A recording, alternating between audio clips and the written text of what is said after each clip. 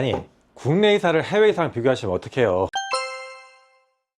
생각을 해보세요. 5톤 트럭 크기 하나를 서울에서 부산, 서울에서 뉴욕까지 보내는 거 비교해 볼게요. 서울에서 뉴욕까지 하는데 아마 1,100만 원 정도 얘기하고 너무 놀랬다는 거죠. 그런데 저희 국내 이사 같은 경우도 요즘 보면은 평일날 서울에서 부산까지 350에서 400만 원 정도 받고요.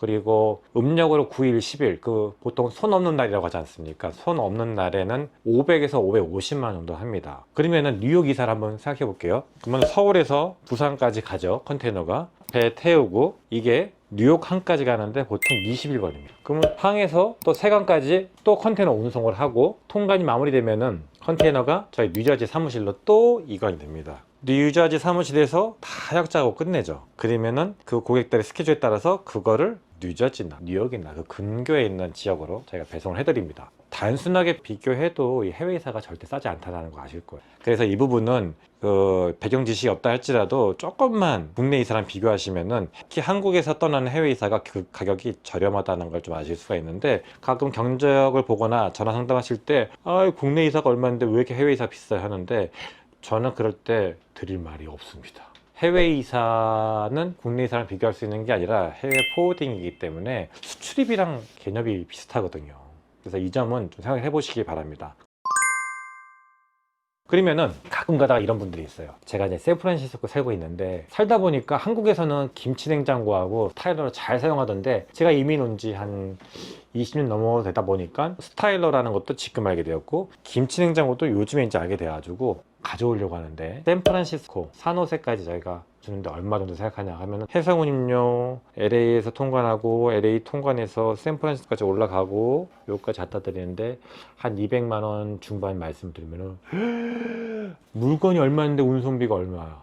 뭐 그 고객분들도 이걸 몰라서 얘기하신 건 아닐 텐데 그거에 비례하진 않고요. LA에서 산호세까지 트럭으로 보통 저희가 이제 법정 속도를 지키면 7시간에서 8시간 걸리는데 한 번 정도는 주유를 합니다. 그러면 그 이상 걸리거든요. 그러니까 서울에서 부산 가는 거 2배 정도 시간이 걸리고, 그러면 서울에서 부산까지 트럭으로 타일러하고 김치냉장을 보낸다고 해서 얼마 나올 것 같아요? 짐만 실어버리면 한 30에서 한 50만 원 정도 나올 거고요. 만약에 이걸 들어서 올려줘야 된다면 인건비가 더 추가되면 그 이상 붙겠죠. 근데 한국 비용도 그 정도 나오거든요. 근데 우리는 한국에서 서울에서 부산 가고 포장도 또 해외에서 포장해야 되고, 또 LCL이기 때문에 빨래도 짜야 되죠. 항만 들어가면은 기계차로 여러 번 옮겨야 되죠. 컨테이너 실어서 LA까지 운송하죠. 요거는 한 5일, 13일 정도 걸립니다. 그럼 LA 옮기창에서 저희 또 창고까지 트럭으로 옮겨와서 하역 작업을 해야 되죠. 그리고 고객이랑 소통하면서 통관 완료시켜드리고 샌프란시스코 가는 길에 산호세까지 배송을 한다고 치면 아까 말씀드린 것처럼 보통 한 밤 8시, 10시에 떠나거든요, 저희가. 그러면 밤 새도록 가서 보통 여기 한 5시, 6시쯤 도착을 해서 잠깐 기다리고 있다가 7, 8시에 첫 배송을 해드려요. 이게 200만 원 초중반, 많게는 요즘에 중반까지 나가는데, 이 여정을 쭉 보시면은 그렇게 비싼 게 아니에요. 국내 이사를 비교했을 때 해외 이사의 가격 타당성을 한번 참고해 보시면은 그렇게 납득하지 못할 정도의 비용은 아니라는 거.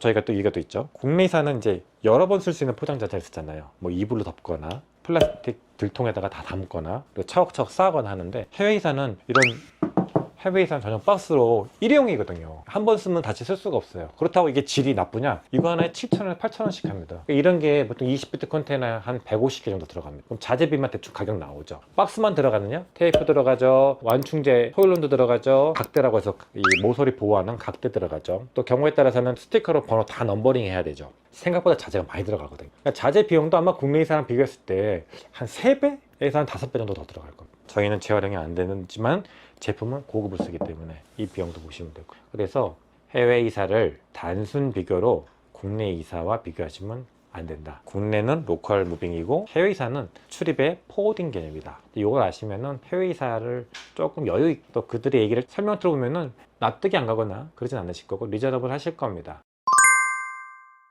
제가 이제 해외에 나가서 해외 에이전트든지 해외 파트너들 이제 보면은 정말 해외 이사가 한국이 싸요. 우리나라의 해외 이사 비용이 다른 나라보다 경쟁력이 있는 건 뭐냐면은, 일단은 인건비가 싸죠. 우리나라가 비싸다고 하지만은 다른 나라의 인건비 측정이 한국보다 훨씬 더 비싸게 돼 있습니다. 만약 일본 같은 경우는 일본 업체가 일본에다가 미국 보낼 때도 일본 업체를 쓰거든요. 이 일본 업체 통관 배송비가 한국 업체 통관 배송비보다 훨씬 더 높게 책정이 돼 있고, 제가 이제 다른 나라의 업체 해외 이사의 마진폭을 정확히 알 수는 없지만은 한국 해외 이사의 업체의 마진폭이 나이스 평가 보니까 평균 3%대더라고요. 아주 적습니다. 다른 나라 해외 이사 업체에 비해서 비용이 좋게 말하면 경쟁력이 있습니다.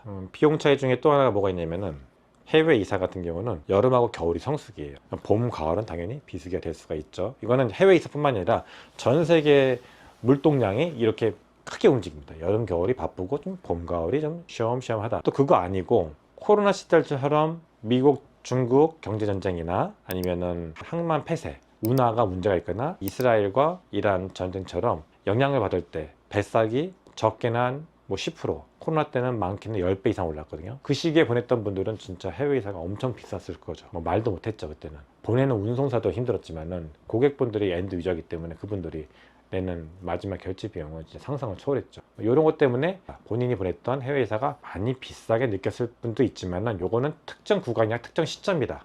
이거 참고해 주시면 좋을 것 같습니다.